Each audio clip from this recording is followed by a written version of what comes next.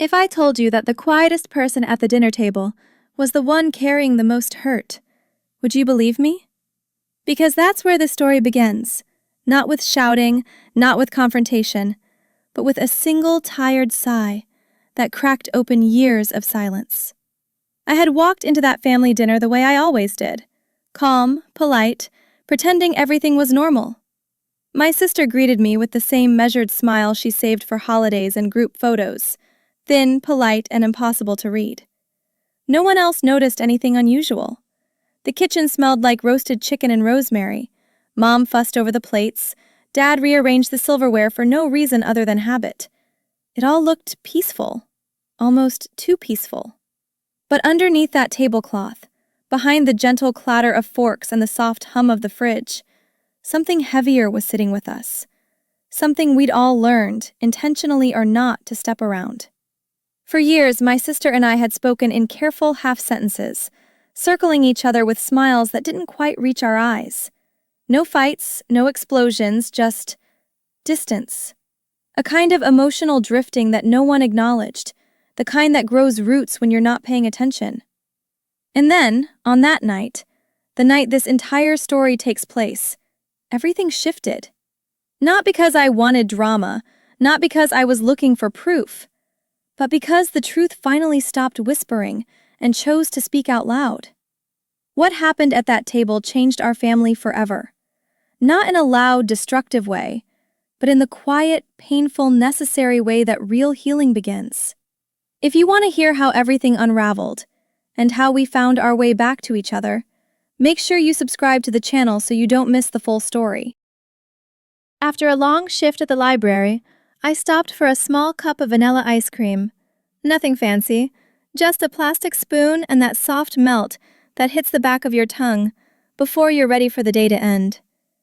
I sat in my car for a minute, letting the cold sweetness slow down whatever was buzzing in my chest. Family dinners shouldn't require emotional preparation, but here I was, resetting myself with dairy, like a grown woman who still believes in small comforts. The sun was sliding down behind the houses when I started the car again. My reflection in the windshield looked tired, but passable, like someone who could walk into her parents' house and pretend everything was fine. I took one last bite, tossed the cup, and drove toward the place that used to feel simple. Mia called as I turned the corner into my parents' street. Video call, unfortunately. Her face filled the screen, eyebrows raised the moment she saw mine. "You good? You look emotionally lactose intolerant." I snorted. "It's dinner, not a prison sentence." "Same thing," she muttered. I angled the phone so she couldn't see my micro-grimace. "It's fine. Just the usual family regroup." "Right, and I'm the Queen of England." Despite myself, I smiled. Mia had known me too long to fall for the "everything's normal" tone. "I'll survive," I said. "I always do." "Call me after." "Maybe," I lied. I hung up, inhaled, and stepped out of the car, pretending the air felt lighter than it did. The porch light flicked on as I walked up the steps, spilling warm gold over my shoes. A soft, familiar glow, one I'd grown up seeing every night my dad got home late, every night Mom waited up for us. It should have felt comforting. Instead, it pressed a small, precise ache under my ribs. I paused for half a second, long enough to notice how my shoulders tightened on instinct. Strange how a single bulb could make you feel both welcomed and warned. Maybe I was imagining it. Maybe it was just the evening chill. But the moment I opened the screen door, the air shifted, like the house inhaled before deciding what version of me it wanted to tolerate tonight. The dining room was already set, plates in soft ceramic blues and whites. My sister looked up, eyes sharp enough to cut the steam rising from the casserole dish. One flick of her gaze, quick, slicing, intentional. Anyone else would have missed it. I didn't. It hit with the precision of someone who'd practiced. I froze mid-step, just slightly, like an actor who forgot her line but hoped no one noticed. "Hey," I said, steadying my voice. She gave a small nod, the polite kind strangers exchange in elevators. Mom bustled in behind her with too much cheer. Dad adjusted his glasses like he was rearranging neutrality. I took my seat, trying to convince my pulse we weren't in danger. I started talking about work, softball updates, nothing dramatic. Someone donated a stack of cookbooks. A child asked how many books a person could check out before the library ran out of stories. Mom chuckled, Dad hummed, and my sister let out a sigh so pointed it might as well have been a dart thrown at my forehead. It happened exactly when I mentioned a coworker's name. A coincidence, maybe, but the timing was too clean, too rehearsed. I swallowed the rest of my sentence, suddenly aware of the tightness in my chest, the sting behind my ribs that felt both familiar and unreasonable.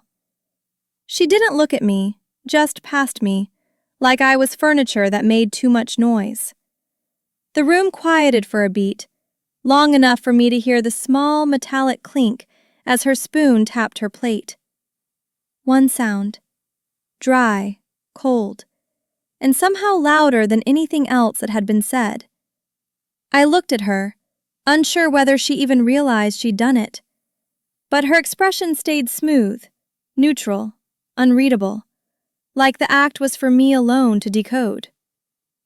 Funny thing about family dinners, sometimes the truth doesn't come from the words, but the spaces between them. I exhaled slowly, letting the weight of that sound settle in my bones. The night had officially shifted. In the kitchen, I tried again. A soft reset. She was rinsing lettuce like it had personally offended her, shoulders tight, jaw even tighter. "Need a hand?" I asked, careful, casual. She shrugged without looking at me, the kind of shrug that said everything she wouldn't say out loud. Her eyes flicked upward, just the whites showing for half a second. A tiny gesture, but sharp enough to slice the air between us. I stood there with my hands half raised, suddenly unsure if helping would make things better or worse. The faucet hissed louder than necessary, drowning out the silence. 3 seconds passed, too long, too stiff, before she finally muttered, "I'm fine." Not grateful, not warm, just dismissive. I dropped my hands, nodding to no one. The kitchen felt smaller than a few minutes ago, like her reaction had pulled the walls in by an inch. Mom appeared, cheerful as ever, oblivious to the tension thickening like steam. "Oh, sweetheart, what dessert did you bring?" she asked, peeking at the bag on the counter. I opened the container of lemon bars. Mom smiled. My sister didn't. She let out a tiny scoff, quick, soft, but unmistakably there. A corner of her mouth pulled sideways, as if my dessert personally inconvenienced her existence. Mom didn't catch it. She never did. She just clapped lightly, saying something about how Dad loved lemon bars. I set the tray down, fighting the urge to defend it, defend myself, defend anything. It was ridiculous, really, feeling judged over sugar and citrus. Yet the judgment wasn't even about the dessert. It was about me. I lowered my voice as I slid the plastic wrap off. "You tired?" I asked gently. Her reply came fast. "I'm fine." 2 words, clipped clean. She didn't smile, didn't look at me, just tightened her grip on the knife she was using, like she needed something to hold on to that wasn't me. There was something in the way she said it, flat, sharp, almost mechanical, that made my stomach dip. I'd heard her say she was fine thousands of times, but this version came with a hidden door slammed shut. I stepped back half a pace, giving her space she hadn't asked for but clearly wanted. The kitchen tile suddenly felt too cold under my feet, too honest. I pretended to adjust the dessert tray so I didn't have to meet the wall she'd built. I rubbed my palm across my face, dragging away whatever expression I didn't want her to see. My cheeks felt warm, but my chest felt hollow. It was the strangest combination, being hurt without knowing what crime you committed. I replayed every interaction from the last few days, searching for something I might have said, a message I forgot to answer, an invitation I didn't extend. Nothing came up. Absolutely nothing. The emptiness of that realization pressed down on me harder than any mistake would have. She moved past me to grab a bowl, not brushing against me, but coming close enough to make avoidance obvious. I swallowed hard. Whatever was happening wasn't random, and it wasn't small anymore. The air in the kitchen felt heavy, like a layer of dust you could breathe but not see. Even the refrigerator hum sounded distant, muted under the weight of something unspoken. I inhaled deeply, hoping the breath might clear the fog sitting behind my ribs. It didn't. I tried again, slower this time, but the heaviness clung stubbornly. She chopped vegetables with deliberate force, each thud and the cutting board sounding like a punctuation mark to a sentence I didn't understand. Mom fluttered around us, humming a tune she always hummed when she cooked, completely unaware that the space between her daughters had turned into fault lines. I leaned against the counter, letting the cool surface ground me. Silence had never felt so crowded. I didn't react. Not this time. Not outwardly. I just watched her, the way her shoulders tightened whenever I spoke, the way her eyes darted away too quickly, the way everything in her body language said more than her words ever would. Something was wrong. And instead of fighting the confusion, I let myself settle into observation, into noticing, into gathering the pieces she kept dropping without realizing it. If she was building a case against me, intentionally or not, I needed to see the pattern clearly. No assumptions, just quiet truth, a different kind of strength. I steadied my breath and set the lemon bars aside. Tonight, I wasn't reacting. I was watching. I stepped out onto the porch for a breather, pretending I needed better signal while calling Mia. The cold air hit me first, clean, sharp, almost too honest. "You were right," I whispered. "That was fast," she replied. "There's something off tonight," I said, watching my breath cloud in front of me. Not dramatic, just wrong. The street was quiet, porch lights scattered across the neighborhood like small, tired stars. "Talk to her?" Mia asked. "Tried. She's acting like I stole her paycheck." "Or her spotlight," she muttered. I didn't disagree. A chill slid down my neck, making me tuck my hands into my sleeves. The house behind me stayed warm, glowing, unaware of how cold it felt to walk back inside. "I'll call you later," I said. I wasn't sure if it was a promise or a hope. When I stepped back to the table, Dad was pouring water into glasses. I took my seat quietly, watching him avoid my eyes by focusing too much on not spilling a drop. "Everything okay?" I asked gently. He cleared his throat. "Your sister's tired." Not a lie, not the truth either. "That all?" Another tiny shrug. He was suddenly fascinated with rearranging the salt and pepper shakers. His silence wrapped around me tighter than words could have. Dad rarely took sides, but the way he didn't look at me made something inside me sink. Like he knew more than he'd ever admit. The weight of that awareness settled heavily in my stomach, tightening something I didn't know was already stretched thin. "Sweetheart, you're reading too much into things," Dad added quietly, the familiar line landing exactly where it always did, right in the softest part of me. There it was, the sentence that had followed me since childhood whenever I sensed something others preferred to ignore. I leaned back, letting it wash over me like cold water. "I'm not trying to start anything," I said. "I know," he replied, eyes still pointed anywhere but at me. The room felt smaller again, like the air thinned whenever the truth got close. I folded my napkin slowly, grounding myself in the small motion. Maybe he believed what he said. Maybe he just didn't want the evening to shift into something he'd have to manage. Either way, the ache landed clean and steady. When I went to grab something from the fridge, I noticed a sheet of paper pinned beneath a magnet. Bold marker, all caps. "Family meeting, next week." My hand paused mid-reach. A strange ripple rolled through me. Family meeting? Since when did we have those? And why didn't I know about it? I touched the edge of the paper lightly, as if the ink itself might reveal something if I pressed just right. "Did you know about this?" I asked Dad. He glanced over and nodded too casually. "Your mom mentioned it." Only mentioned it, not to me. A small pulse of heat flashed behind my ribs. Secrets didn't need to be big to sting. They just had to be pointed in my direction. Back at the table, the sound of the clock ticking felt louder than before, each second stretching longer than the last. I could almost feel the rhythm dragging, like the clock itself was hesitating. The dinner chatter, once filling the room, now felt like distant background noise. My sister scrolled through her phone, her finger tapping the screen in the steady rhythm. Mom hummed softly while setting another dish down. I didn't speak. Observing was easier than inserting myself into a space that seemed to repel me tonight.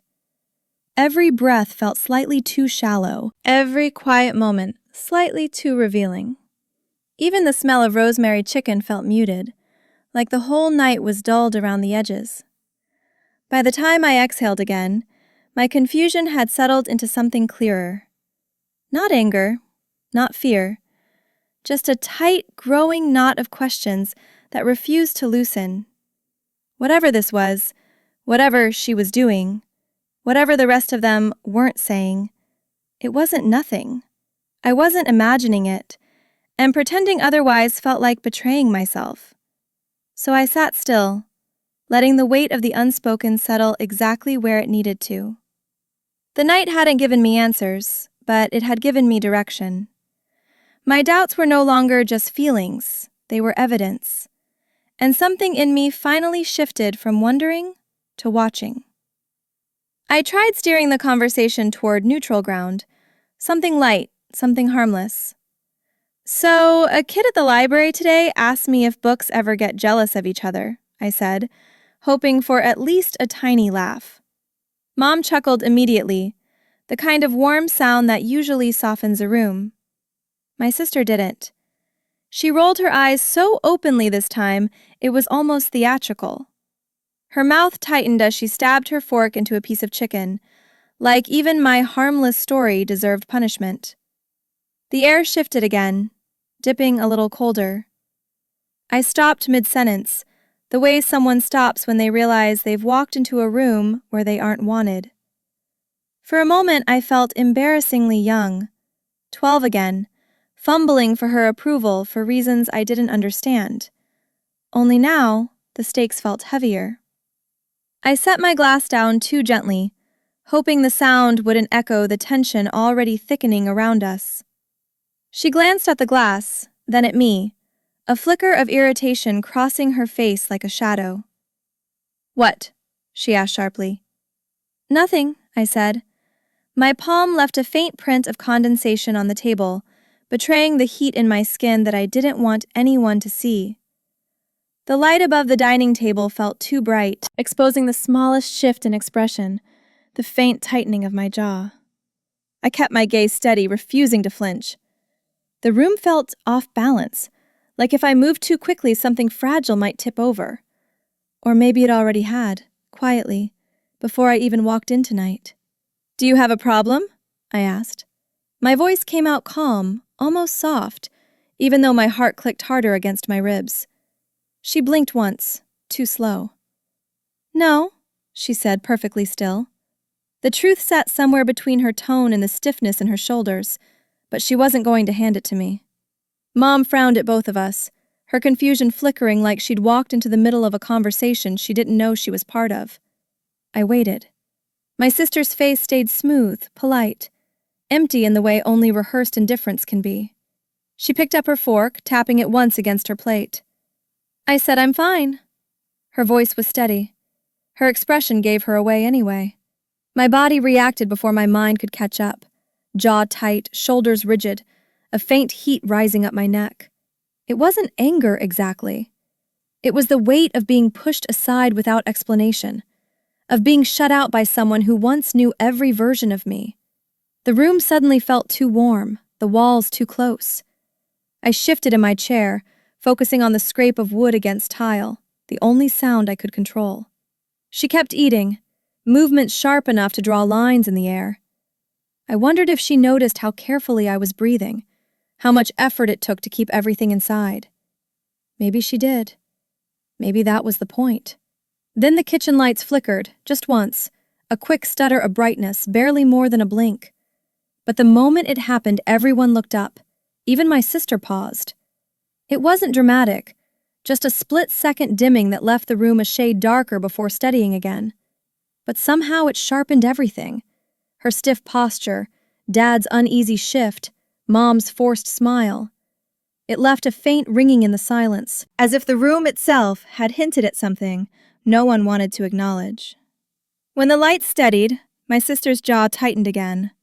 Mine did too. The tension didn't flicker away with the bulb. At that point, I couldn't pretend anymore. Not to myself, not to the room, not to her. There was a pattern, a rhythm to her reactions, too precise to be coincidence. Something was brewing behind her eyes, long before I arrived tonight, and every breath, every shrug, every distant glance was proof. I sat back in my chair, studying her posture, her silence, the way she seemed to brace every time I opened my mouth. This wasn't about a bad day. This wasn't moodiness. Something had shifted between us, and I was only now seeing how deep the fault line ran. The question wasn't whether I was imagining it. It was why she wanted me to. I went quiet, not out of defeat, but curiosity. 5 minutes can reveal more than 5 arguments, so I let silence do the work. Each time I drew breath like I was about to say something, she exhaled sharply, as if preemptively annoyed by a sentence that hadn't even formed yet. I watched the pattern repeat, clean and deliberate, almost like a reflex. Mom kept serving dinner, humming softly, unaware that every small sound my sister made was a message. Dad chewed slowly, eyes on his plate, pretending neutrality the way only he could. I folded my hands in my lap, grounding myself in the stillness, refusing to react.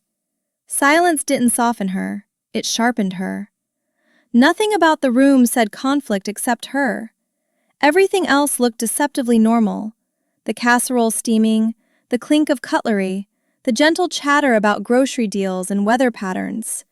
To them, nothing seemed off. But to me, the distance felt almost physical, like sitting at the far end of a long, invisible hallway, even though I was only 2 seats away. I glanced at my parents, waiting for one of them to notice the shift, the tension, the way the air thickened whenever I breathed, but they didn't. Or maybe they chose not to, which somehow felt worse. Isolation isn't always about being alone. Sometimes it's being unseen in plain view. Mom asked me a question, something about work hours next month, and before I could answer, my sister turned her face deliberately toward the opposite wall. I felt the gesture more than I saw it. "Go on," Mom urged, oblivious. My sister stayed rigid, gaze fixed anywhere I wasn't.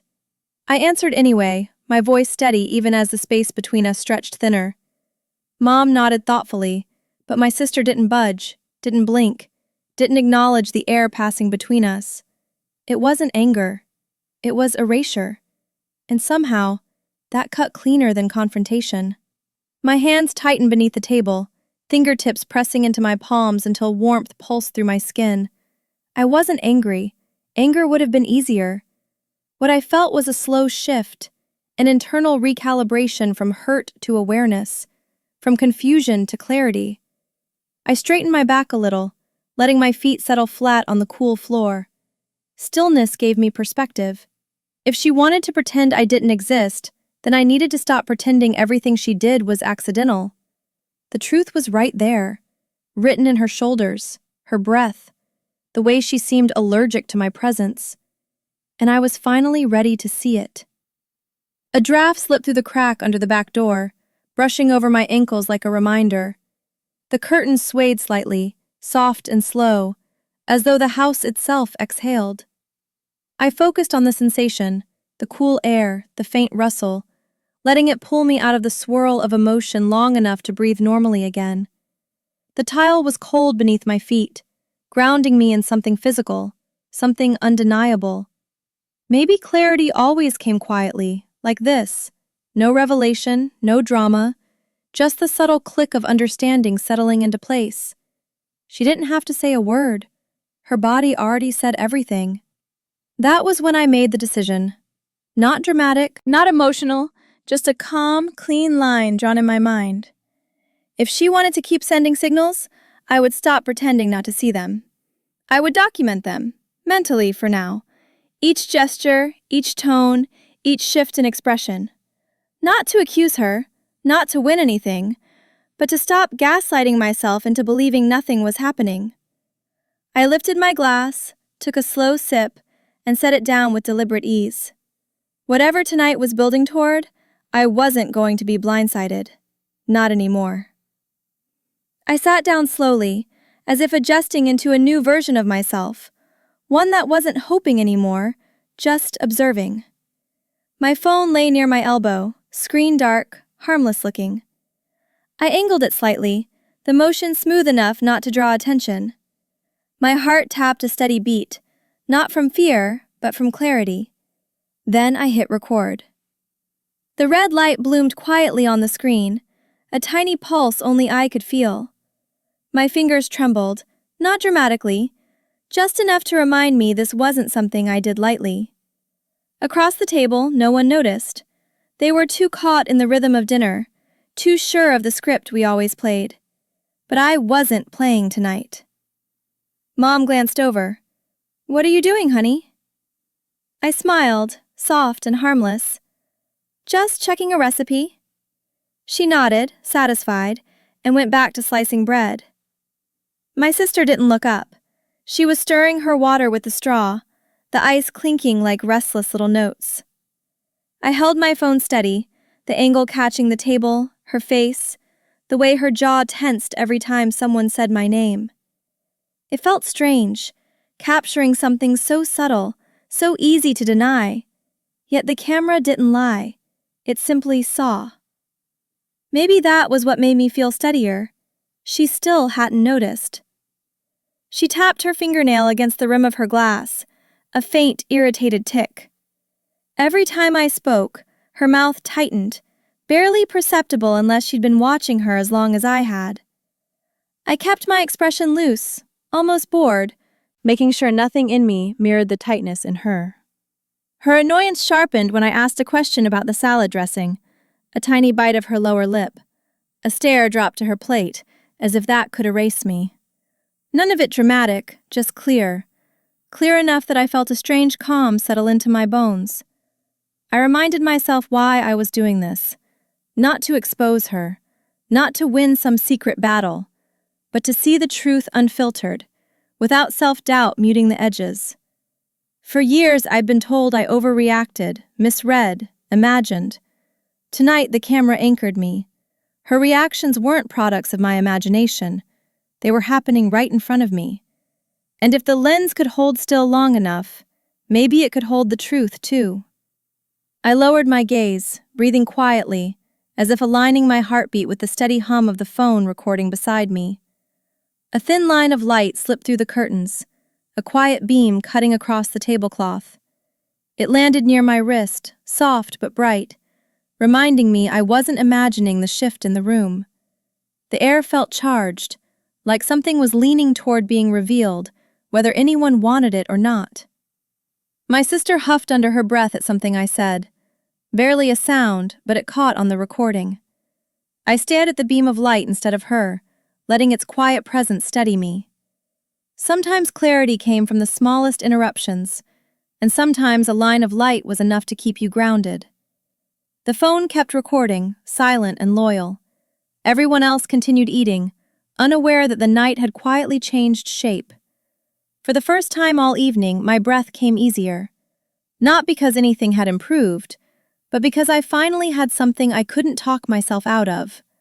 Whatever came next, I wouldn't be wandering in the dark, wondering if I had imagined the tension pressing against me. I lifted my fork, feeling steadier than I had in hours. The truth was unfolding in real time, and this time I was ready to see every inch of it. The recording captured everything, things so small most people wouldn't notice, but I did. The quick, dismissive flick of her eyes, the bored tilt of her head whenever I spoke, the way her lips pressed into a thin, irritated line every time my voice entered the room. 30 minutes, and the lens held every tiny fracture. Watching it happen in real time felt surreal, like seeing a truth I'd sensed for months, but could never articulate without sounding dramatic. I kept my posture soft, my hands resting loosely in my lap. If she wanted to display her disdain, I wouldn't give her anything to hide behind. My silence became a mirror, reflecting her behavior right back at her. I felt myself settle into a strange stillness, steady, controlled. My fingers curled around the edge of my chair, then relaxed, the tension leaving as quickly as it came. She kept glancing around the room, anywhere but at me, as if acknowledging my existence would cost her something. When Mom asked if anyone wanted more salad, she didn't even bother pretending politeness. Her eyes rolled with the kind of exhaustion usually reserved for traffic jams or malfunctioning printers. The camera caught that too, the mild contempt, the practiced dismissals. Every gesture felt like another puzzle piece clicking quietly into place. And the more I watched, the less I doubted myself. "Do you want more?" I asked her gently, pointing at the bowl near her elbow. She didn't even look up. "I'm good," she muttered, with a tone that made the word sound like an insult. My parents didn't seem to notice. They kept chatting about a neighbor's new fence, as if the storm brewing at the table was just a breeze they'd learned to ignore. I nodded calmly, letting her reaction settle into the recording without responding. The video wasn't dramatic. It was quiet, simple, unexaggerated, which somehow made it feel even more powerful. Truth didn't need volume, just clarity. I caught a glimpse of myself, reflected faintly in the window. Shoulders slightly drawn, eyes a little tired, mouth soft with restraint. It was strange seeing myself that way. Composed, steady, hurting but not collapsing. I straightened a bit, letting my spine align, as if reclaiming space that had slowly been shrinking around me. My sister, meanwhile, carved her food with an edge that didn't match the softness of the meal. Her movements were sharp, erratic, like she was trying to cut through something the rest of us couldn't see. I wondered if she realized how loud her silence had become, or how much of it the camera was catching. Even the sounds in the room seemed amplified, the scrape of a knife, the rhythmic chopping from earlier still echoing in memory, the faint clink of dishes shifting. The tension hummed under every mundane detail, turning the kitchen into a stage where nothing dramatic happened, yet everything mattered. I noticed her foot tapping under the table, rapid and agitated, as though her body couldn't keep still under the weight of unspoken resentment. She shifted in her chair whenever I spoke, like my voice made the ground uneven beneath her. Each small movement synced with the steady recording, building a quiet case I hadn't realized I needed so badly. By the time I looked down at the timer on my phone, enough had been recorded to confirm what I'd felt all evening, and long before that. Her tension toward me wasn't a bad moment or a misunderstanding. It was patterned, consistent, deliberate in the way only accumulated resentment can be. My pulse steadied as I absorbed the truth unfolding in discreet, undeniable footage. I didn't feel vindicated. I felt grounded, like the fog of self-doubt had finally begun to thin. I let the camera keep rolling, not out of fear, but out of readiness. Whatever came next, I was done questioning what my eyes already knew. I reached for the salt. A simple gesture, normal, harmless, but the moment my hand stretched across the table, she exhaled sharply, a breath so heavy it made the silverware vibrate. The whole table paused. Mom froze mid-sentence. Dad blinked twice, uncertain whether he'd imagined the sound. I let my hand hover a beat longer before pulling the salt shaker toward me. That sigh, loud, irritated, theatrical, wasn't something she could soften or hide. It dropped into the quiet like a stone. My chest tightened, then loosened just a little. Not because it felt good, but because it was finally undeniable. I forced myself to meet her eyes for the first time that night. Really meet them. Her gaze was cold, almost startled that I looked back. There was a flicker, just a fragment of something vulnerable, before she blinked it away and replaced it with something harsher. I held the moment, letting the silence stretch between us. My breath steadied. She shifted in her seat, throat bobbing with a swallow she clearly didn't expect to make. It was the smallest power shift, barely visible, but I felt it settle like a slow heartbeat returning to its rhythm. I wasn't the only one being seen tonight. "Why did you do that?" I asked quietly, keeping my tone neutral, almost gentle. No accusation, just a question. She stared at her plate, the muscles in her jaw working, like she was grinding down a sentence she couldn't risk releasing. Mom looked between us, confused but hesitant to intervene. Dad kept his eyes on his napkin, folding the corner again and again. My sister didn't answer. Her silence soaked the room, thick and heavy, more telling than any argument could have been. I sat back, letting her choose the quiet. Sometimes silence said everything.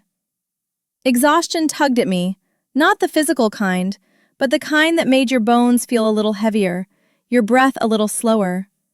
I wanted to stand, just walk out to the backyard and escape the closeness of the room. But I didn't. I stayed seated, spine straight, eyes softer than the tightness I felt inside. Leaving would have felt like surrender. Staying wasn't about winning, it was about clarity, finally understanding a pattern I had spent years trying to downplay. The ache behind my ribs deepened, but so did something steadier, a quiet resolve, even if I didn't know what came next. My phone buzzed lightly against my thigh, 3 soft vibrations. I didn't need to check to know it was Mia. I glanced down, saw her name, and flipped the screen over before anyone noticed. The table felt frozen in an odd stillness, like everyone was holding their breath in their own way. Mom resumed eating first, small motions, eyes flickering between us like she was trying to read a language she'd forgotten. The hum of the refrigerator filled the silence, a low, steady sound grounding me in the moment. Whatever tension had been hidden all evening had now stepped into the center of the room. I looked at my sister again, really looked, and something in me clicked. This wasn't a mood. This wasn't irritation. This was something deeper, older, shaped by memories and resentments neither of us had ever named. I rested my hands on my lap, feeling the steadiness return. The phone was still recording. Her reactions continued unfolding without any help from me. And for the first time tonight, I felt a strange kind of calm settle into my chest. Not relief, just readiness. The truth was coming whether she wanted to speak it or not. She leaned back in her chair, arms crossed, voice slicing through the quiet with a sharpness she didn't bother to soften. "You always make everything a big deal," she said. The tone wasn't loud, but it carried the weight of something long rehearsed. Her gaze skimmed over me like she was already done with the conversation. I inhaled slowly, letting the breath stretch the space between us. Mom stiffened beside her, eyes darting from her to me, unsure where the tremor started. Dad adjusted his glasses, the universal sign that he didn't want to get involved. I steadied my hands on my lap. Her words didn't surprise me. It was the coldness behind them that did. I laced my fingers together, holding them still to keep myself from reacting the way she expected. The room felt smaller again, air warm, tension thick, the edges of the evening tightening like a belt pulled one notch too far. She stared at me with a smirk that didn't reach her eyes, as though daring me to match her energy. I didn't. I wouldn't. Matching her would have meant stepping into a battle I hadn't agreed to fight. Instead, I let my breath settle low in my chest, grounding myself. Silence stretched between us, not passive but purposeful. She expected a flare. I offered calm. Mom's voice was the first to break through. "Girls, let's not do this." Her words floated into the tension like a fragile thread, thin and trembling. My sister rolled her eyes, not at Mom, but at me, as if I'd orchestrated the entire moment just to inconvenience her. Dad shifted in his seat, rubbing the bridge of his nose. I didn't look at either of them. My gaze stayed steady on the wood grain of the table, tracing the lines until my heart stopped racing. Keeping myself anchored felt more important than responding. Some storms aren't worth stepping into, especially when they're fueled by someone else's lightning. Inside, though, something tightened, an invisible rope pulling at the center of my chest. It wasn't fear. It was knowing that no one else saw the full picture. Not the repeated sighs, not the cold glances, not the way she braced against every word I spoke, as if my existence were an inconvenience. I wondered how long she had felt this way. How many dinners, gatherings, birthdays had carried the same hidden tension while I tried to smooth everything over. My throat felt warm, my eyes hot, but I didn't let either emotion rise. I needed clarity more than comfort. Heat wafted from the stove behind me, warming the back of my neck, but somehow the rest of the room felt colder. My palms grew damp despite how still I sat. I caught Dad watching me for a split second before he looked away. He must have sensed something, he always did, but sensing wasn't the same as acknowledging. The conversation around us sputtered out, leaving the quiet to rearrange itself into something heavier. Even the tick of the clock felt slower, as if the room itself were waiting for something to break. I drew a breath through my nose, steady and controlled. This moment wouldn't define me, but it would direct what needed to come next. Decisions settled into me like a final puzzle piece clicking home. Enough was enough.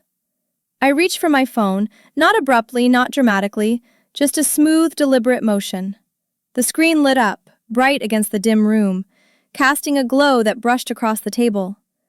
I slid my thumb across the screen slowly. Whatever came after this, I wasn't stepping into it blind. No more second-guessing myself. No more swallowing things I didn't imagine. Everyone at the table went still for a heartbeat. I felt my sister stiffen. The night had reached its turning point. I set my phone on the table, screen turned toward the center, and tapped to open the video. No preface, no build-up, just a quiet invitation for everyone to see what I had been seeing all night. The screen brightened, casting a pale glow over the plates, the silverware, the faint lines of worry forming on Mom's forehead. Across from me, my sister froze, her posture going rigid, like a cord pulled too tight. The first seconds of the recording spilled into the room, soft noises, small sighs, the subtle gestures she didn't think anyone noticed. Mom looked confused. Dad stopped chewing. I didn't say a word. I didn't need to. The room fell into a hush so complete it felt like sound itself was holding its breath. The footage unfolded with a quiet precision, my sister rolling her eyes, tightening her mouth, sighing whenever I spoke. None of it dramatic, all of it unmistakable. Mom's expression shifted slowly, concern folding into surprise. Dad leaned forward, elbows on the table, watching the screen with a seriousness he rarely displayed.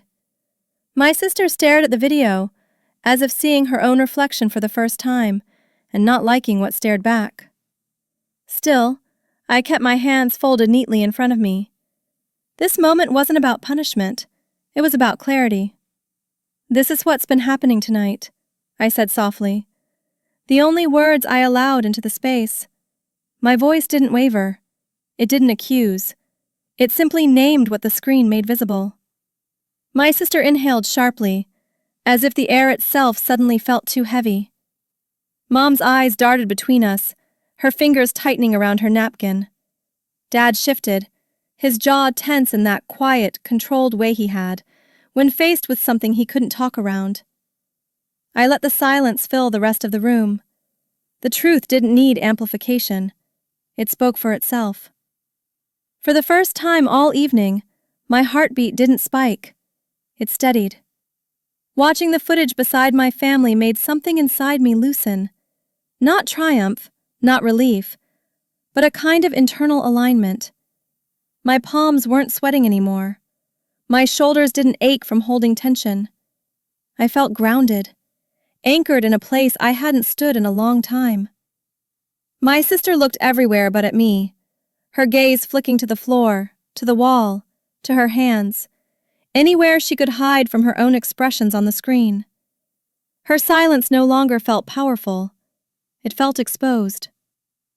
A sliver of light from outside stretched across the wall, glowing faintly as if reaching into the room.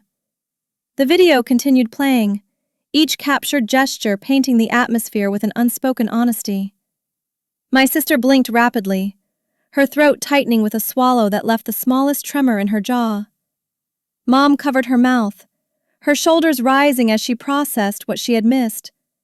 Dad leaned back slowly, the kind of movement that carried a verdict in the stillness. No one spoke. The room didn't need words. It needed breath, space, and truth settling exactly where it needed to land. By the time the recording reached the part where she sighed at my smallest gestures, the stillness had deepened into something heavy and undeniable. The truth had been laid bare, quiet and unadorned, but impossible to refute. I reached out and gently locked my phone, the glow disappearing, leaving the room dimmer but clearer. Everyone seemed suspended in their own thoughts. My sister stayed motionless, her face pale, her fingers curled tightly around her fork. I didn't rush to fill the silence. I let it breathe. Whatever happened next would reshape more than the evening. It would reshape us. The video ended, leaving its echo behind, small, unembellished, impossible to unsee. My sister's face on the screen had told a story she couldn't spin away from. The disdain, the eye rolls, the tightening jaw, the forced sighs. And now, sitting across from me, she looked like someone who'd just seen a stranger behave badly, only to realize the stranger was her. Her shoulders curled inward, shrinking, as though she wanted to fold herself out of sight. Her breath came unevenly, not quite anger, not quite guilt, something in between. The table felt wider now, stretching the inches between us into a distance neither of us could pretend away. Dad was the first to speak, though his voice was quieter than usual, like he was afraid the words might shatter something delicate. "Explain this," he said. Just that. Simple, but it carried weight. My sister's lips parted, but nothing came out. She looked down at the table, her hands trembling slightly as she tried to smooth out a wrinkle in the tablecloth. Mom watched her with a pained expression, her fingers pressed to her mouth, like she was afraid to breathe too loudly. No one moved. The room held her silence like it was confession. "Why?" Dad asked again, softer this time, but with a firmness that left no room for evasion. My sister's throat tightened visibly. I wasn't," she stammered. The words dissolved before they carried meaning. Her face tightened as though she were struggling to gather a justification from thin air, but none came. I didn't interrupt. I didn't prod. I let the truth sit, heavy and unmoving, right where it belonged. For once, she couldn't hide behind sarcasm or dismissive silence. She was face to face with her own behavior, reflected without distortion. I kept my eyes lowered, staring at my hands resting loosely on my lap. The quiet inside me felt different, cleaner, steadier, untouched by guilt or defensiveness.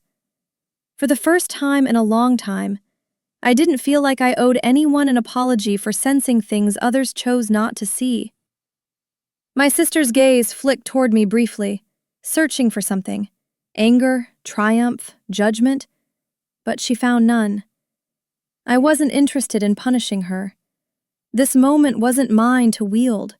It was hers to face. A strange softness spread through the room, like someone had opened a window even though the air didn't move. Mom finally lowered her hand and exhaled shakily. This isn't how sisters treat each other," she whispered. The words broke something open. Not loud, not dramatic. just true. My sister blinked rapidly, the tension in her jaw unraveling into something raw, something unguarded. Her shoulders trembled as she tried to hold herself together. Dad's expression, firm but not cruel, held her in place with a quiet expectation. Her voice cracked first. I didn't mean, she began, but the sentence dissolved like she couldn't bring herself to finish it. Her hand lifted halfway to her face, then dropped again, fingers curling uselessly. She swallowed hard, her next breath uneven.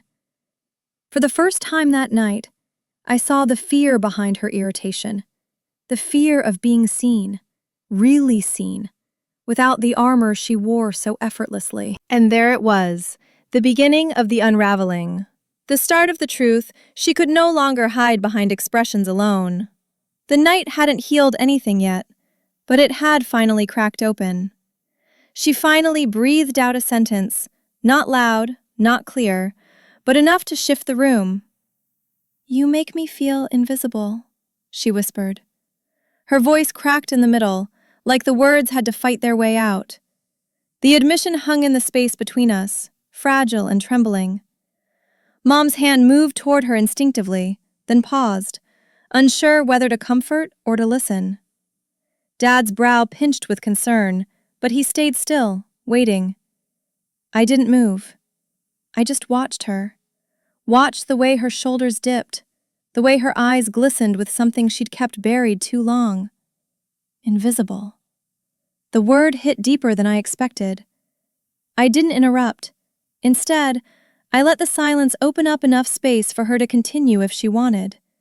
She stared at the table, her fingertips brushing crumbs that didn't need gathering, a nervous motion she rarely let anyone see.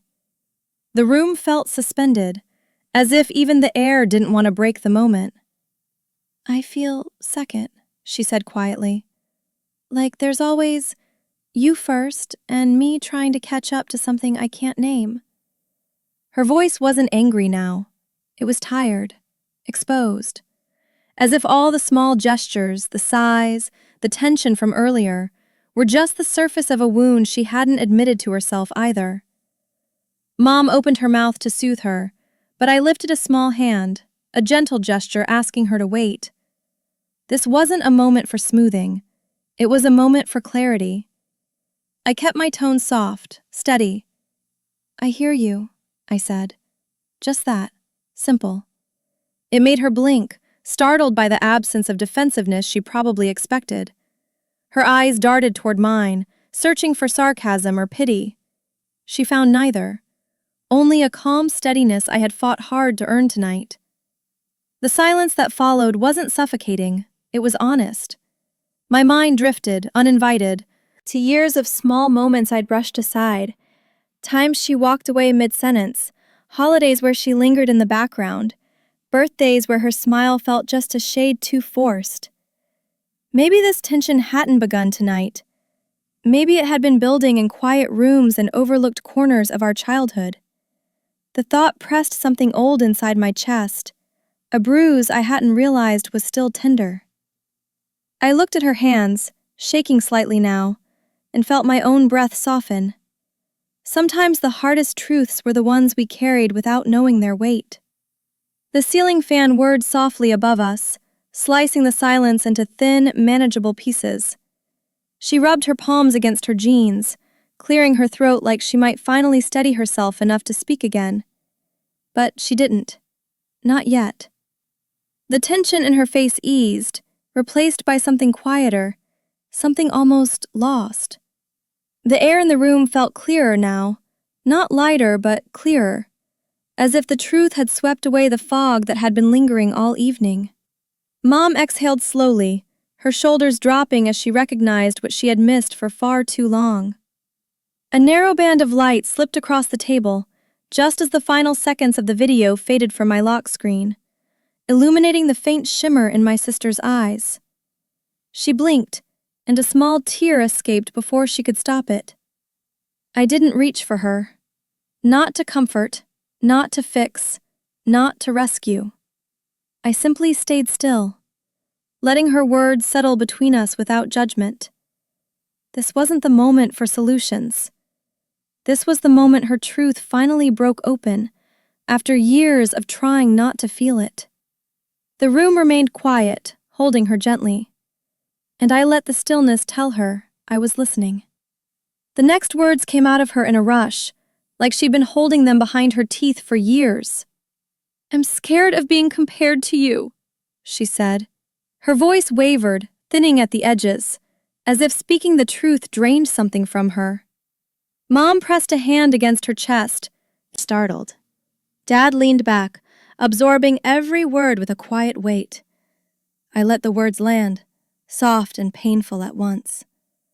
My sister wiped a tear with the heel of her palm, then another, unable to keep them contained.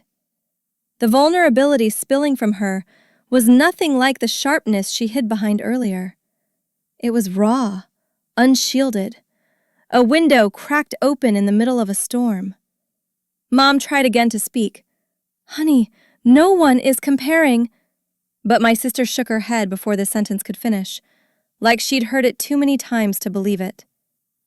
"I always feel like I'm behind," she whispered, "even when no one says anything. Especially when no one says anything." Her eyes flicked toward Dad, then to me, then away again. Something about the way she avoided our faces told me this wasn't a new wound. It was an old one she'd rehearsed hiding. The air in the room felt thick but softer, like a storm beginning to lose its anger. I didn't reach across the table, didn't try to close the distance with solutions or platitudes. Instead, I spoke with the same steady tone I'd been clinging to all evening. "We all feel invisible sometimes," I said. Her crying slowed. She looked at me, searching for mockery, for superiority, for anything that might confirm her fears. When she found nothing but sincerity, her posture shifted. Still guarded, but less rigid. The truth between us softened, inch by inch. I felt something inside me give too, a quiet ache loosening its grip. A memory surfaced uninvited. The two of us at 12 years old, sitting on the curb outside school, sharing a melting cone of cheap ice cream. She'd held my hand tightly when a teacher scolded her earlier that day, afraid she'd disappointed someone who mattered. Back then, she didn't hide behind indifference. She didn't armor herself with sarcasm. She just felt things, and trusted me to see them. The ghost of that memory pressed against the moment now, reminding me of the girl she used to be, the girl who still lives somewhere beneath the sharp edges. I placed my hand flat on the table, fingertips resting against the cool surface, not reaching for her, just grounding the moment. Her eyes followed the gesture, her shoulders relaxing a fraction. She nodded almost imperceptibly, as if acknowledging something she wasn't ready to name. Mom let out a breath she'd been holding for too long. Dad's face softened in a way that made him look older and gentler all at once. The house felt quieter, calmer, like it was finally matching the pace of our breathing. "We should talk," I said quietly. Her eyes widened slightly, not alarmed, just aware. She wiped her face again, this time slower, steadier. The tension that had wrapped around her all evening loosened just enough for her to meet my gaze. We both knew this wasn't the place or the moment for the full conversation, but the door had opened. A door sealed shut for years. Whatever came next would need space, honesty, and more time than a dinner table could offer. But for the first time tonight, she nodded. And that was enough. We stepped outside together, the back door clicking shut behind us with a softness that didn't match the weight of what waited between us. The night air was cool, clean, and the kind of quiet that made every breath feel louder. We stood beneath the dim glow from the kitchen window, neither of us speaking at first. Then she sank onto the edge of the patio step, hands curled loosely in her lap. The silence between us wasn't sharp anymore. It was tired. Worn down by years of misread signals, buried insecurities, and words that never made it past the throat. I exhaled slowly, letting the cool air fill the space the tension had left behind. She started talking before she seemed ready, her voice thin but trying. "I always felt like I had to be smaller around you," she said. "Like if I took up too much room, I'd disappoint someone." Her words drifted into the night, soft but steady. I watched her fingers twist together, the same nervous habit she'd had as a kid when she lost her place during school recitals. "I know it sounds stupid," she added, eyes dropping to the ground. "It's not," I said quietly. Her shoulders shook once, maybe relief, maybe exhaustion. The truth was doing its work on both of us. She looked up at me with an expression I'd seen only a handful of times in our lives. Unshielded, unsure, painfully honest. "I didn't know how to say any of it," she whispered. "So I just reacted, in all the wrong ways." I nodded, letting the words settle instead of rushing to rescue her from them. Naming her fear didn't excuse her actions, but it explained the shape of the shadow we'd been walking around for years. The wind brushed past us, stirring the hedges and carrying away the sharpest edges of the moment. For the first time all evening, I felt something close to empathy rise where hurt had been sitting. She stared out toward the yard, eyes tracking nothing in particular. "I hated feeling like the difficult one," she said.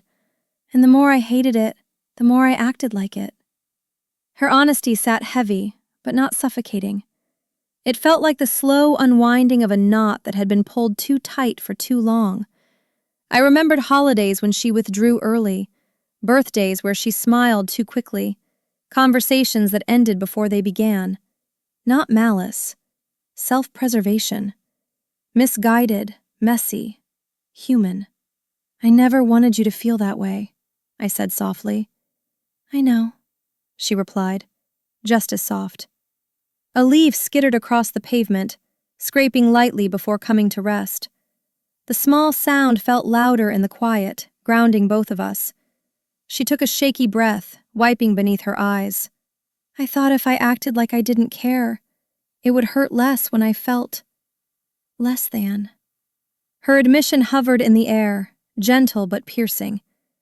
I let the ache sit in my chest without pushing it away. Some truths weren't meant to be solved, only understood. Her voice steadied. "I want to do better," she murmured.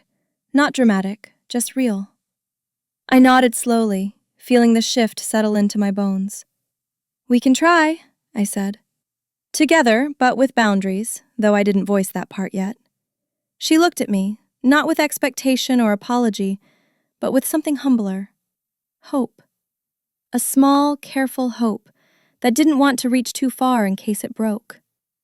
The yard around us felt still, holding the moment gently. We stood up at the same time, not perfectly in sync, but close enough. This conversation wasn't the finish line. It was the first step toward something truer, and that was enough for now. Back inside, the house felt quieter, as if it sensed something fragile had just shifted in us.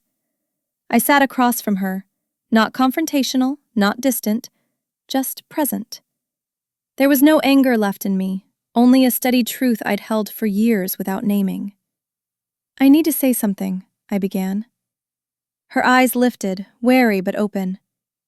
"I've been hurt by the way you've treated me," I said. Not sharp, not dramatic, just honest. Her gaze didn't drop this time. She absorbed the words with a stillness that made the moment feel heavier, more sacred. For the first time all night, she didn't flinch. She nodded, the movement slow, almost reluctant, as if agreeing meant reshaping the way she saw herself. "I know," she whispered. Her voice trembled but didn't break. She wasn't defending herself. She wasn't explaining it away. She was acknowledging it, something she'd never allowed herself to do. "I messed up," she added. No qualification, no excuses, just those 3 words, bare and unfamiliar coming from her. They settled in the air, softening the tension like a warm breath on cold glass. I felt the smallest release inside my chest. "If we're going to fix this," I said, "we have to be honest about the impact, not just the reasons." She looked at me with a cautious openness, a willingness that felt new. "What do you need from me?" she asked. The question didn't carry guilt or resentment. It carried responsibility. I chose my words carefully. Respect, I said. Even when you're overwhelmed, even when you're tired, even when you don't agree with me. She nodded again, slower this time, the meaning settling deeper into her expression. A small crack in her armor, but a meaningful one. Talking about the past wasn't easy, but the room felt safer now, the edges softened. I told her about the times I'd felt dismissed, birthdays where she barely spoke to me, dinners like tonight where she used silence as a blade. Not to rehash old pain, to name it, so it wouldn't keep growing in the dark. She listened without interrupting, her fingers tightening around the hem of her sleeve with every memory I shared. When I finished, she swallowed hard. I didn't know it hurt you like that, she said. Her voice was quiet but full, like she finally understood the weight of her actions. A faint glow from outside flickered against the window, casting a soft shimmer across the table. She took a deep breath, gathering herself. I want to do better, she said. Not the rushed, defensive kind of promise people make to patch a moment.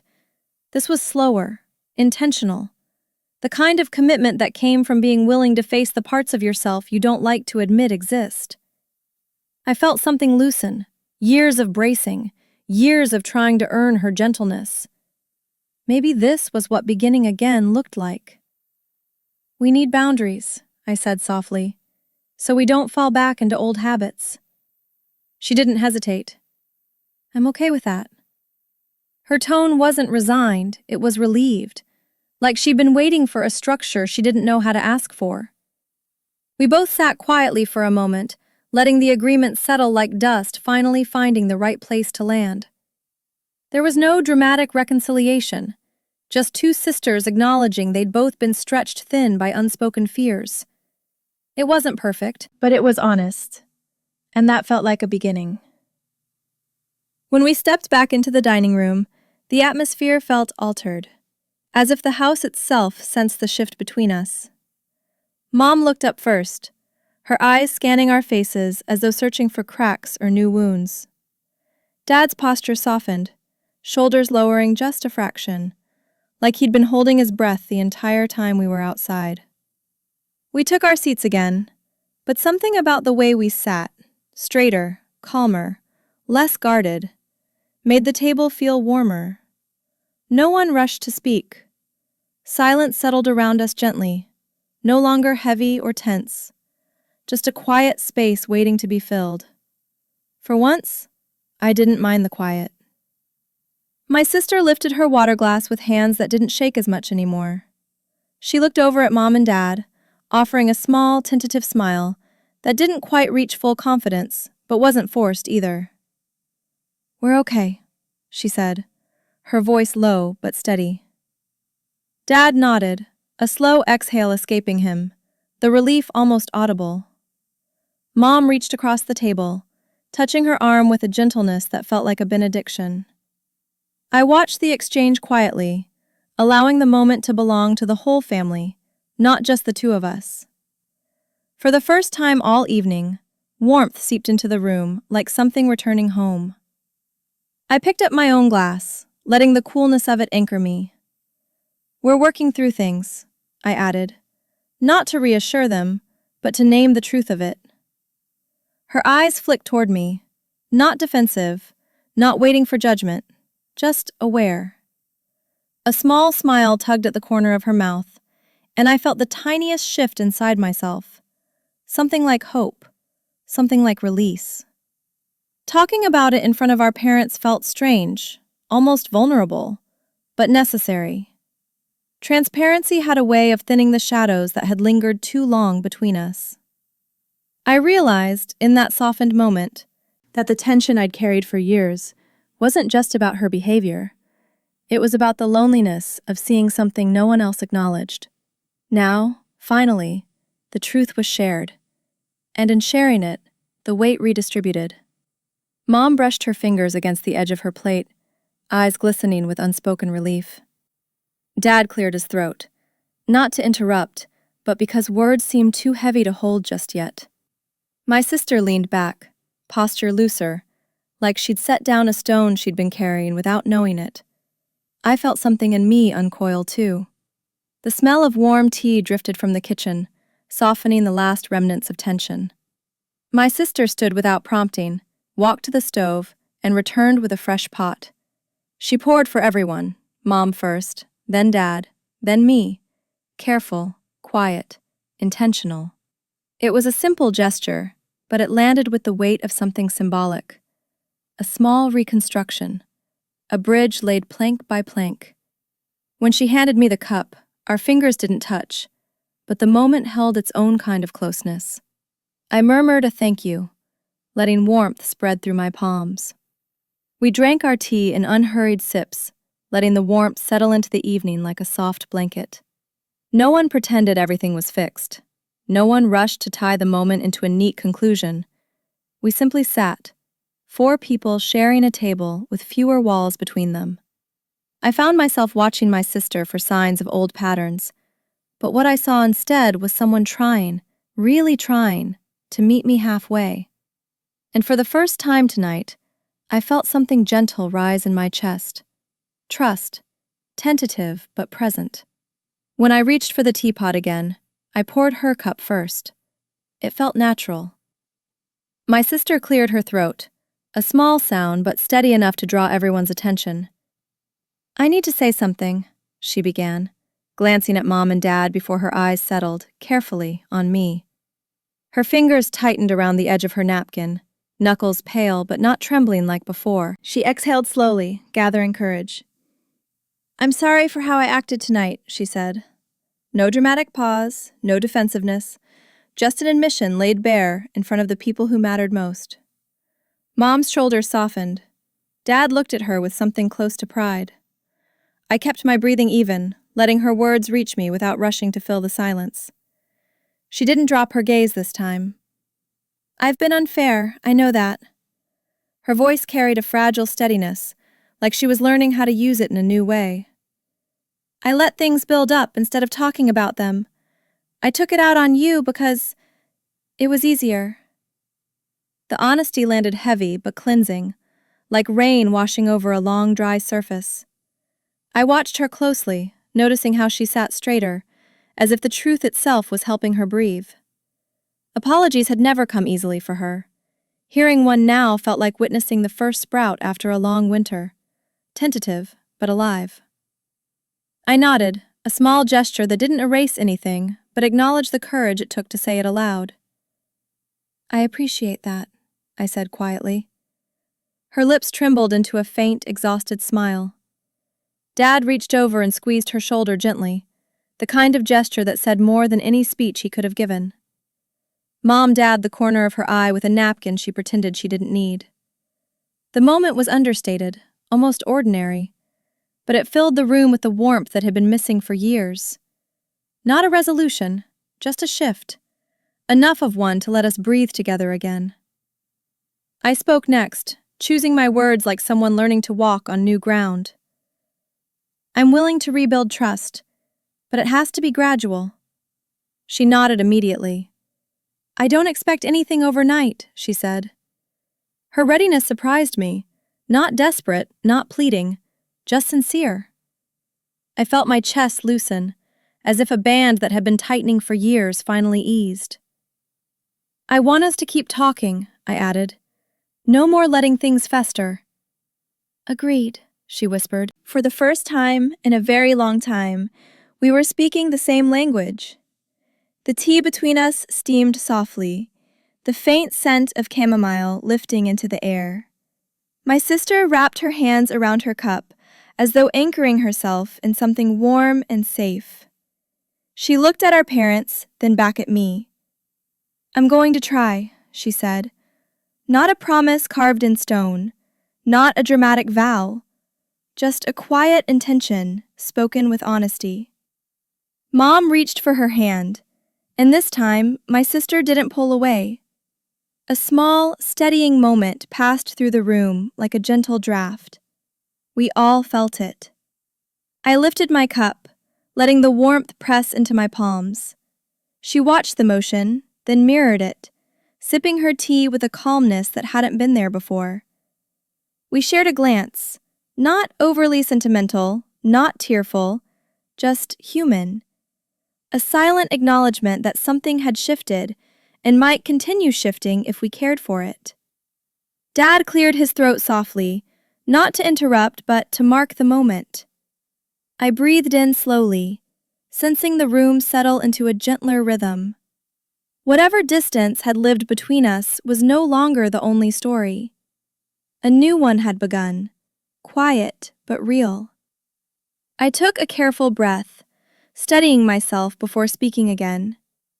"We should set some guidelines," I said, my tone gentle but firm. "Something we both commit to, so we don't fall back into old patterns." My sister sat upright, attentive in a way I hadn't seen from her in years. She nodded slowly. "Like what?" Her question wasn't defensive. It was curious, almost relieved, as though structure might offer safety instead of restriction. I folded my hands loosely in front of me. For starters, no eye-rolling. No sighing that's meant to shut the other person down. She swallowed, then nodded again. "That's fair." "And if one of us feels overwhelmed," I continued, "we step back instead of snapping or shutting down." She listened carefully, her face showing the effort it took to picture herself doing things differently. "Okay," she said thoughtfully. "But if I do slip, can I ask for a do-over?" The question surprised me, not because it was naive, but because it was sincere. She wanted accountability, not as punishment but as a chance to grow. "Yes," I said, "as long as it's genuine." Her shoulders eased, the tension dissolving into something softer. "We also need to tell each other when something hurts," I added.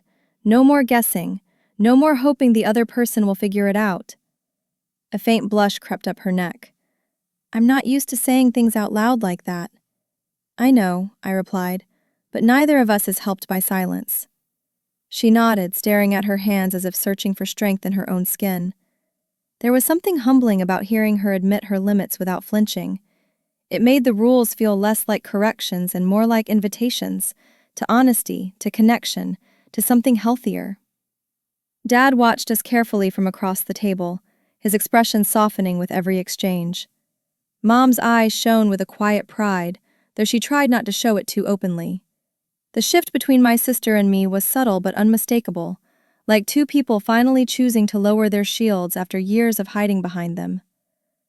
"I want to try being better," she said, "and I want to believe I can be." Her voice cracked just slightly at the end, but she didn't shy away from the vulnerability in it. It struck something deep inside me, a reminder that change wasn't just for me to witness, but for her to practice. A soft rustle drifted from outside as the breeze brushed against the porch, the faint sound settling into the quiet like a punctuation mark. My sister reached into her bag, pulled out a small notepad and flipped it open. "I think we should write it down," she said, almost shyly, "so we don't forget." Her practicality made me smile more than I expected. We listed each agreement, simple, readable lines, no hidden meaning, no emotional traps. Respect each other. No dismissive gestures. Speak honestly before resentment grows. Pause instead of reacting. Start again if needed. The list looked unassuming on paper, but it felt like the architecture of something new. When we finished, she tore the page out of the notebook and placed it carefully in the middle of the table. "Let's both sign it," she said. I hesitated, not because I doubted her, but because the gesture felt bigger than it appeared. She signed her name first, her handwriting small but deliberate. I took the pen and added mine beneath it. No ceremony, no dramatic moment, just two signatures quietly anchoring everything we promised to do differently. She exhaled, shoulders relaxing fully for the first time that night. A beginning sealed with ink, intention, and the softest kind of hope. Dinner resumed in a quieter, gentler rhythm, as if the earlier tension had been replaced with something careful but hopeful. My sister reached for the serving spoon and passed me a portion without being asked. A small gesture, but one that landed with more meaning than anything loud or grand. No sighs, no eye rolls, just a simple act of inclusion. I let the moment settle, grateful without making a spectacle of it. Dad commented on how good the food tasted, trying to weave normalcy back into the evening. Mom smiled more easily now, her shoulders finally lowering as if the house itself had exhaled. I felt myself breathe more naturally, too. My sister began talking about her week, hesitant at first, then gradually more free. She shared a mishap at work involving a broken printer and a stubborn client who refused to fill out a form correctly. Her voice carried a lightness I hadn't heard in a long time. She wasn't performing, she was simply talking. I listened without bracing, letting her words come without searching for hidden barbs. When she laughed softly at her own frustration, I found myself smiling, not out of obligation, out of relief. We were testing a new dynamic, step by step, breath by breath.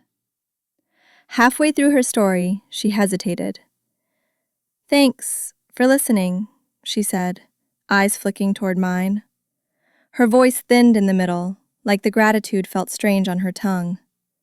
I nodded. "Of course." The simplicity of the exchange felt powerful. 2 words from each of us, steady enough to carry the weight of everything we'd been avoiding for years. Mom touched her heart discreetly, pretending she wasn't watching so closely. Dad's expression warmed into something proud. I felt a subtle shift inside me, a step toward trust, not blind or immediate, but real enough to take the next breath. I reminded myself quietly that this wasn't about winning or being right. It was about understanding. She glanced at me again, checking my reaction like someone learning a new language and hoping she pronounced the words correctly. "I didn't tell you this before," she said softly, "but I got a small raise." Her eyes lowered as though expecting judgment or envy. "That's great," I answered, genuine surprise and happiness warming my voice. She blinked, almost startled by the lack of tension. Maybe she hadn't expected me to celebrate her wins without reservation. Maybe she was realizing she deserved that celebration. The kitchen lights glowed steadily now, casting a warm wash across the walls and softening the hard edges of the evening. My sister shifted in her seat, leaning just slightly closer, not enough to erase the distance entirely, but enough to mark a difference. Mom started clearing dishes, humming under her breath with a familiar contentment. Dad carried his plate to the sink, tapping my shoulder gently as he passed, a quiet affirmation that he saw the work being done. I rose to help, stacking plates, feeling the weight of the ceramic steady in my hands. The simple domestic motions grounded me, marking the transition from conflict to calm. My sister joined me at the sink, drying each dish I handed her. We didn't talk much, just shared space without tension for the first time in far too long. The quiet between us felt different now. Not avoidance, not resentment, just presence. When we finished, she set the last plate down and looked at me with a soft, tired smile. "Thanks for trying," she said. I breathed in slowly, letting the sincerity settle. "Thanks for meeting me halfway," I replied. It wasn't a victory, it was a beginning, one we were both choosing. After we finished cleaning up, I stepped outside for a moment, needing air that wasn't shaped by the evening's emotions. The night was cooler now, the sky a quiet navy, the kind that made everything feel slower, more deliberate. I leaned against the railing and unlocked my phone. The video thumbnail stared back at me, still, unassuming, but heavy with everything it had captured. I watched the first few seconds again, not with anger, but with clarity. The tension in my chest wasn't sharp anymore. It had softened into understanding. I realized I didn't need the recording for proof anymore. The truth had already done its work. My thumb hovered over the delete button. For a moment I hesitated, old habits of self-protection tugging at me. What if things slipped back into old patterns? What if tonight was just temporary? But then I remembered her honesty, the trembling courage in her voice, the way she looked at me not with resentment, but with something closer to humility. The recording wasn't a shield anymore. It was a relic of a moment we had already moved through. Keeping it would only anchor us to the lowest point, not the path forward. I exhaled and pressed delete. The screen returned to its soft glow, clean and empty, like the night had wiped it clear. Enough, I whispered to myself, not out of exhaustion but resolution. Letting it go didn't erase what happened. It just made room for what could happen next. A breeze drifted across the porch, lifting a strand of hair off my cheek. The world felt steadier, quieter, and for the first time all evening, so did I. The heaviness I'd carried into this dinner had eased into something gentler, something I could finally set down. Inside, I could hear soft clinking, Mom putting away the last of the dishes, Dad murmuring something encouraging to my sister. Their voices blended into a warm domestic hum, grounding in its simplicity. I stayed outside a little longer, letting the cool air smooth whatever edges remained inside me. Not everything needed immediate closure. Some emotions were meant to settle slowly, like sediment drifting to the bottom of clear water. And tonight, the stillness felt like permission to release the last remnants of defensiveness I'd been holding. The porch light cast a steady glow over the steps, illuminating the path leading back inside. It wasn't harsh anymore, just there, constant and uncomplicated. I studied the familiar wash of yellow across the wooden boards and felt a strange comfort rise in my chest. The light hadn't changed. I had. Whatever pain the evening had pulled to the surface, whatever truth had cracked open, something in me felt ready to move forward without gripping the past so tightly. I wrapped my arms around myself briefly, not for warmth, but for grounding. With one last breath of cool night air, I stepped down from the porch, feeling the solid earth beneath my feet. The evening had unfolded in ways I hadn't expected, but instead of leaving me drained, it left me clearer, lighter, ready. I turned back toward the house, the glow spilling gently onto the threshold. Inside waited a family still figuring things out, still imperfect, still trying. And for the first time in a long while, I felt willing to meet them right where they were. I walked back toward the door, letting the night settle quietly behind me. When I stepped back inside, my sister was standing near the counter with 2 cups of tea. She didn't say anything at first, just held one out to me. The gesture was simple, but it carried a softness we hadn't shared in years. I took the cup, feeling the warmth seep into my palms. She sat beside me at the small kitchen table, not too close, not too far, just beside. We didn't rush into conversation. Silence felt different now, not sharp or defensive, but restful. A kind of presence that didn't need explanation. For the first time since the evening began, the quiet between us felt like something alive, something healing. We both looked out toward the backyard through the sliding glass door, the darkness stretching into a peaceful stillness. No tension waited in that darkness, no unspoken things pacing in the shadows. Just night, just quiet. She traced the rim of her cup with her fingertip, a thoughtful motion rather than a nervous one. "I'm glad you didn't walk away earlier," she said softly. Her words landed gently, without expectation. I let them settle before answering. "I didn't want to leave you alone with all of that." A small exhale left her, like she'd been holding that fear for longer than she'd known how to say. She turned toward me, eyes clearer than they'd been all night. "Thank you for not giving up on me," she said. She didn't force the words. They rose naturally, shaped by the evening we'd just walked through together. I took a slow sip of tea, letting the warmth move through me. "You weren't mine to give up on," I replied. The honesty caught her off guard. Her shoulders softened, her eyes fell briefly to her lap, and a quiet emotion flickered across her face. Something like gratitude, something like grief, maybe both. It didn't need naming. We talked a little then, not about the hurt or the video or the painful truths we'd uncovered earlier.